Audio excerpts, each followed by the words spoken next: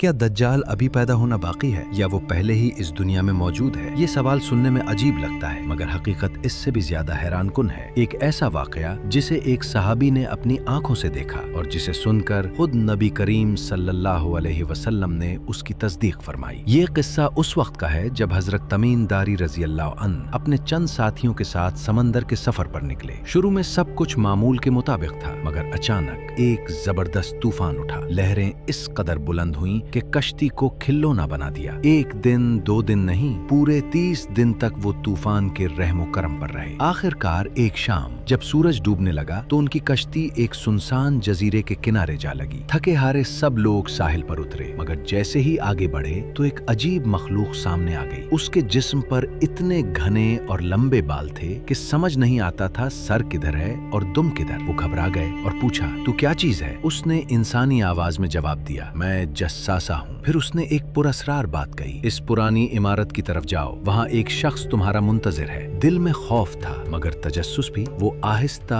आहिस्ता उस खंडर की तरफ बढ़े। अंदर दाखिल हुए तो जो मंजर देखा वो जिंदगी भर न भूल सके। एक दियो कामत इंसान, इंतहाई ताकतवर जिस्म मगर बुरी तरह जंजीरों में जकड़ा हुआ। उसके हाथ गर्दन के साथ बंधे हुए थे और टांगों में भारी लोहे की बेड़ियां थीं। हजरत तमीम दारी रजी अल्लाह अन्हु ने हिम्मत करके पूछा, तुम कौन हो? मगर उसने जवाब देने के बजाय सवालात शुरू कर दिए। उसने पूछा, बीसान के खजूर के बाग कैसे हैं? क्या अब भी फल देते हैं? उन्होंने कहा, हाँ देते हैं। वो बोला, वो वक्त दूर नहीं जब वो खुश्क हो जाएंगे। फिर उसने पूछा, तबरिया की झील में पानी है? जवाब मिला, बहुत ज्यादा है। वो कहने लगा, जल्द ही वो भी खुश्क हो जाएगी। आखिर में उसने सबसे अहम सवाल किया, क्या नबी मोहम्मद सल्लल्लाहु अलैहि वसल्लम जाहिर हो चुके हैं और लोग उनके साथ हैं? उन्होंने कहा, हाँ वो आ चुके हैं और लोग उनका साथ दे रहे हैं। ये सुनते ही उसने एक ऐसा इंकिशाफ किया जिसने सबके दिल दहला दिए। वो बोला, मैं मसीह दज्जाल हूँ और वो वक्त करीब है जब मुझे रिहाई मिलेगी। फिर मैं पूरी जमीन पर फैल जाऊंगा सिवाय मक्का